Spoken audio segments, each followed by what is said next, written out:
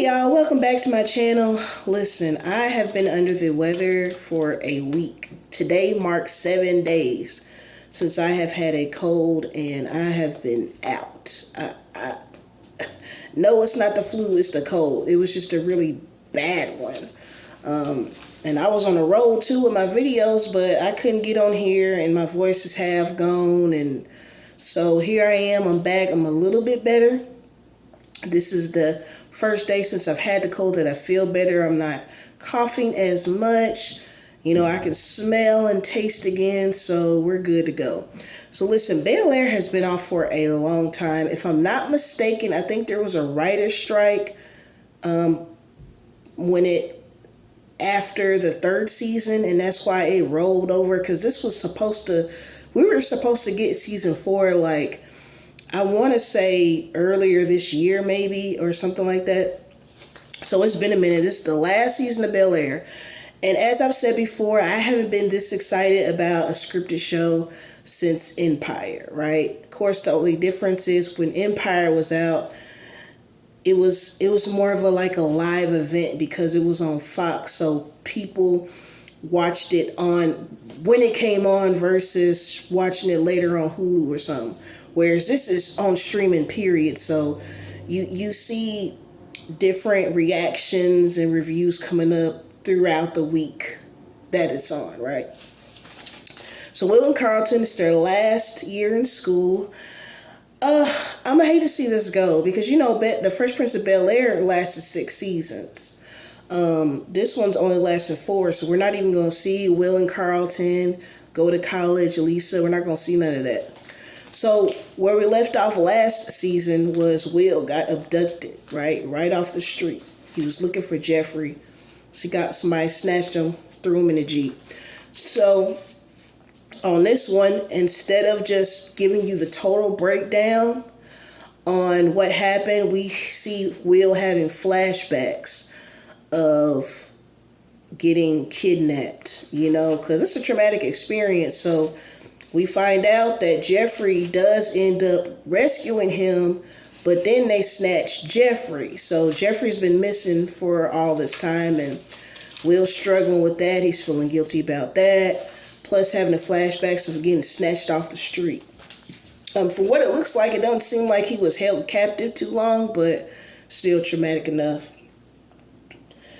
So, you know, last season, Will and Carlton were doing their Black Cess shirts and hats and wear and things like that. So they're still selling that in the school, which I think that's great. Like, if you have teen kids, middle school kids, and they have a passion for something and they can make a few dollars off of it, I say go ahead and let them.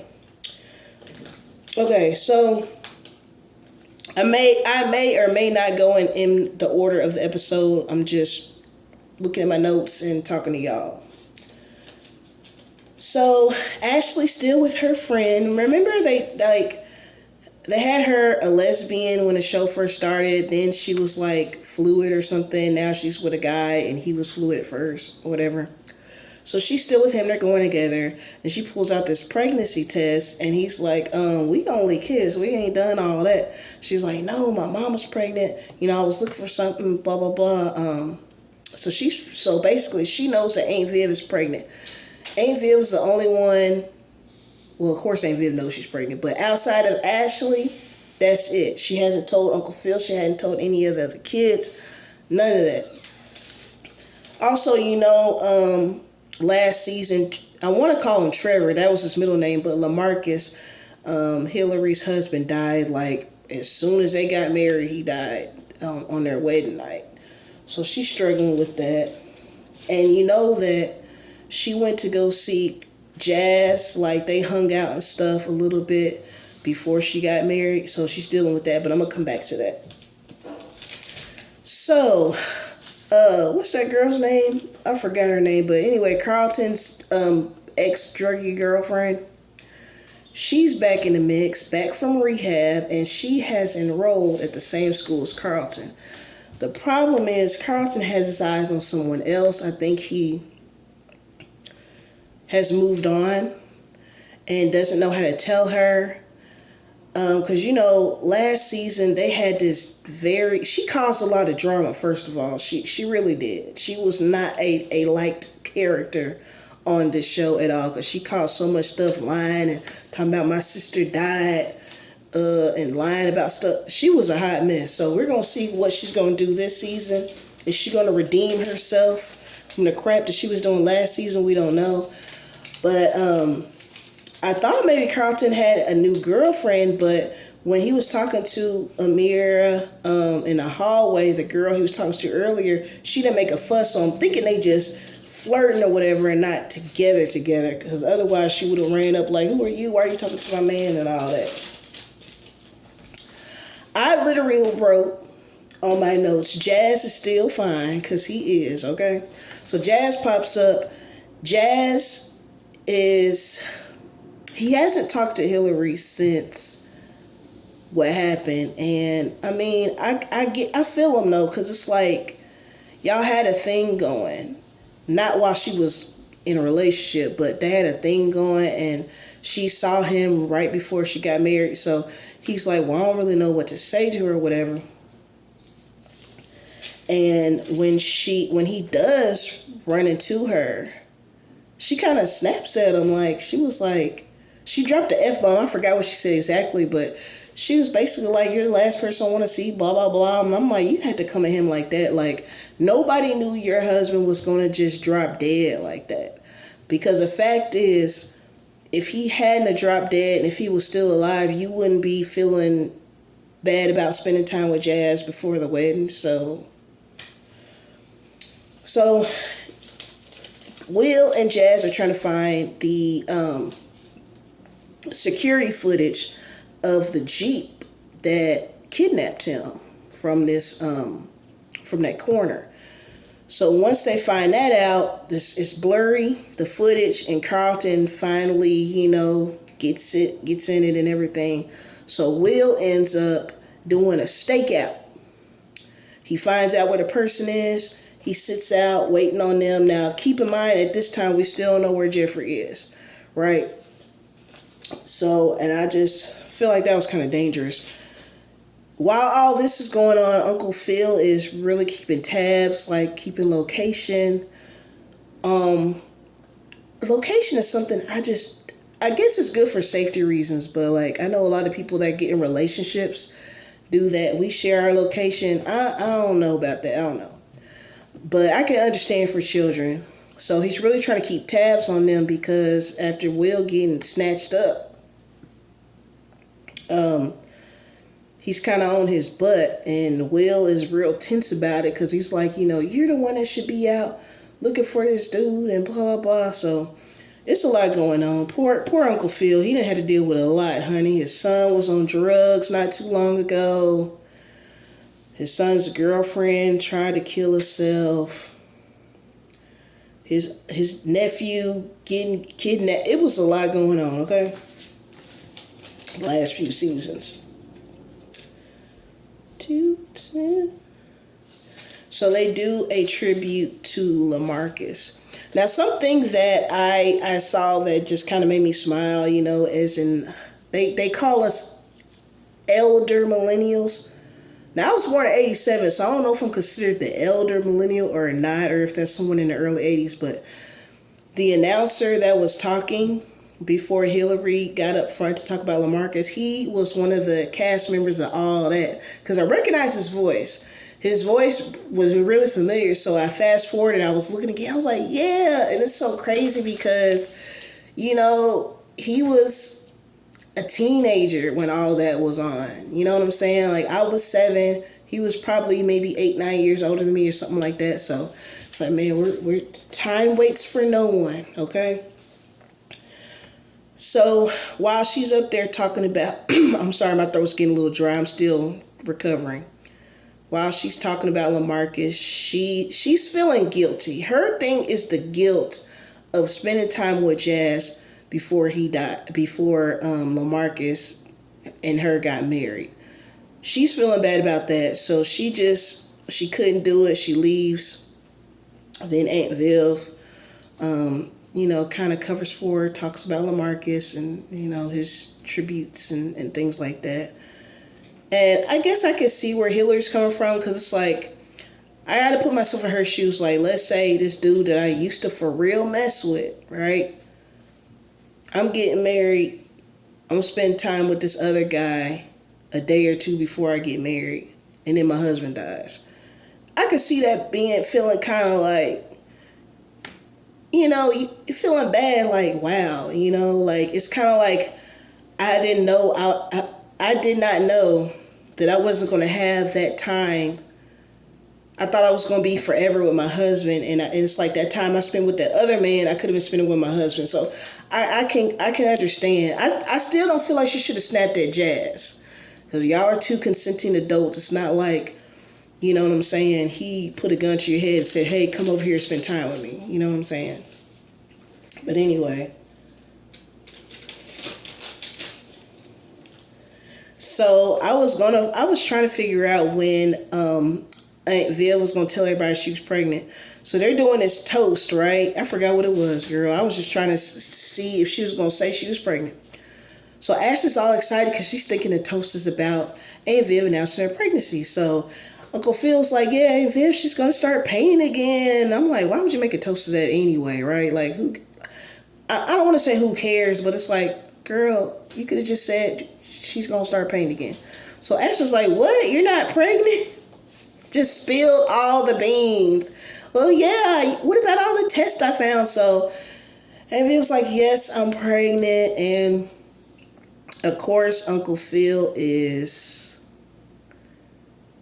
a little stunned, because she said she's been knowing for a few weeks and she didn't tell him anything. I guess she was trying to figure out how, because it's like, you got grown, well, Ashley's not grown. She's a freshman in high school, but it's like, basically you don't have to change diapers.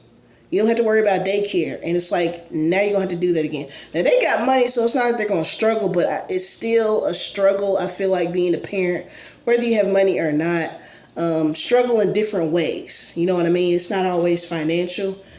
So I can understand, they were laying in bed just thinking about it, but Uncle Phil was assuring her, like, look, I got your back. We're good, right? Where my mind is going, I'm wondering if they are going to have her terminate that pregnancy. You just never know, because in society, I feel like you have a popular opinion, and right now, being pro-choice is the more popular opinion than it was versus 40 years ago, right? So I'm wondering, are they going to have her do that? Because you got to keep in mind, this isn't a replica of the Fresh Prince of Bel-Air. It's just based off of it. So I want to see if they're going to actually have her have the baby, or if they're going to have her terminate. I'm interested. We will find that out later. So Will and Hillary are sitting in the kitchen and discussing maybes. He's like, well, maybe if I hadn't gone to Jeffrey's, he'd still be here. And she's like, if I hadn't done this, if I had it, blah, blah, blah, LaMarcus might still be here. The bad thing about doing that, and I think it's human nature to do that, well, if I would have did this, this would have happened. If I would have, you will go crazy if you do that every time you make a decision. You have to make that decision and just keep it pushing. You cannot sit, because you'll be doing that all day long for the rest of your life. Okay, so if I hadn't gone to Starbucks this morning at 7 a.m., then I could have got hit by a bus. So I'm thankful that didn't happen. Well, okay, I got into a car accident. Damn. Well, so if I hadn't it's like, no, you will make yourself go crazy doing that. You got to deal with the decisions that you make. I really do feel like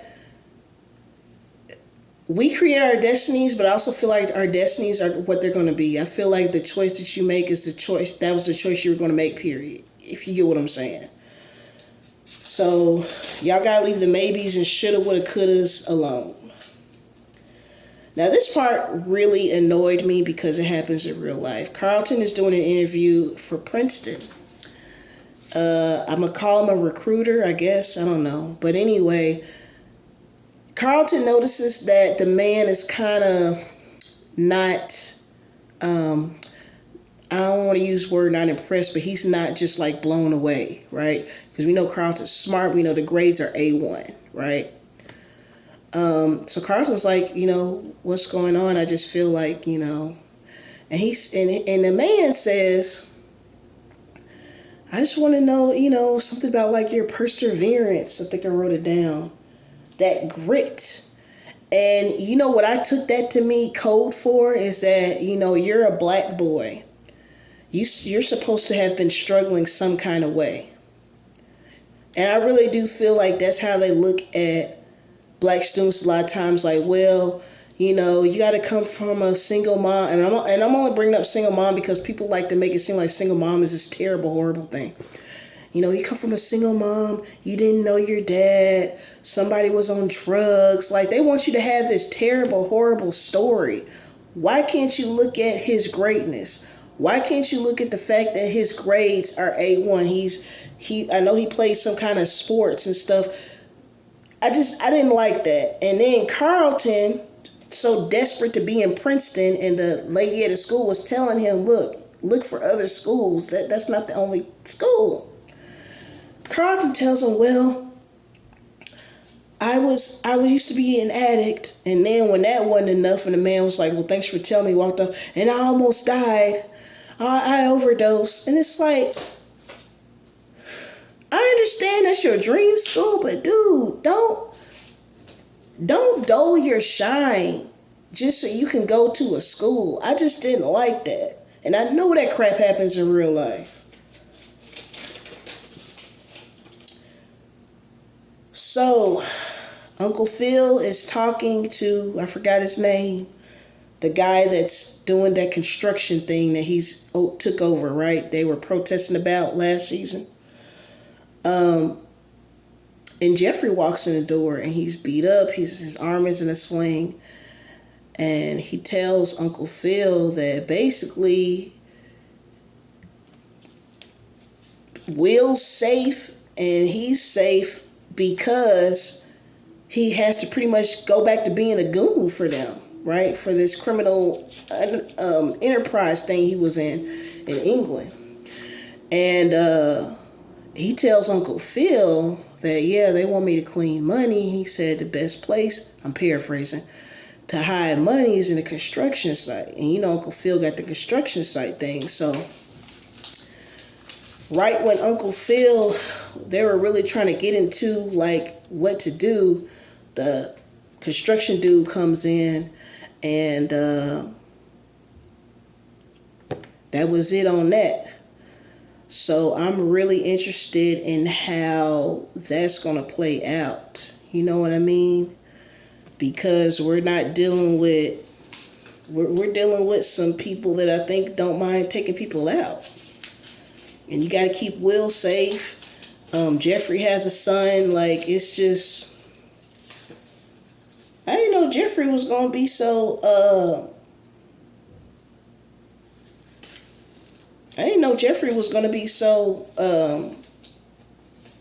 gangster with it. But we saw that the first season. People were disappearing and Jeffrey was just like, I took care of it. And that's all we heard of.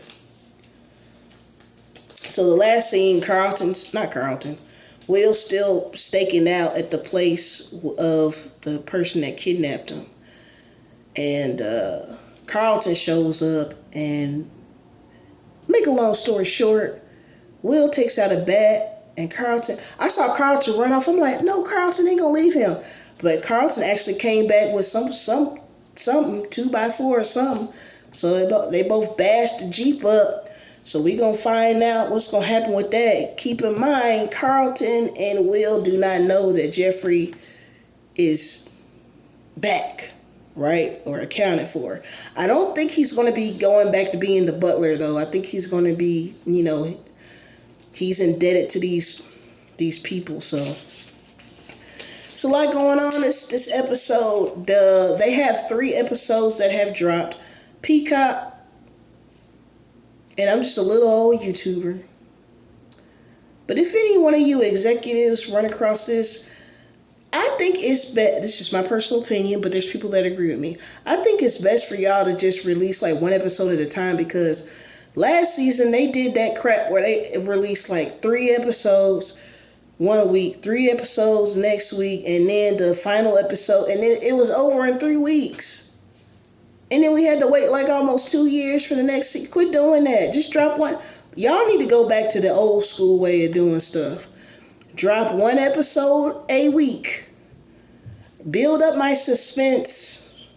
I understand this is streaming and it's not like how it was back in the day, but when you just drop a whole show, it's like, yay, I'm binge watching. It's just like binge eating. That's a perfect example. You're binge eating. It feels good while you're doing it. Then when it's over, you're like, that's how I feel. It's December 1st. It'll be December 1st in 3 hours as I'm taping this, right? This final season will be over with before the new year. But anyway, let me know what y'all think, man. Bel-Air is back. I wonder if they're going to do like a spinoff or something. Like, I'm just not ready for this show to be over with, man. It's been a while since I've been so invested in a scripted show. This and Emily in Paris, right? But let me know what you think in the comments. Please, no spoilers for episode 2 or 3. I have not watched that yet. All right? Let me know what you think about this. Season 4, final season, episode 1. Shout out to my 177 subscribers. Shout out to the rest of you who are not subscribed, but you know you can by hitting that button for me. I surely appreciate it. Peace and blessings to every last one of you watching. Until next time.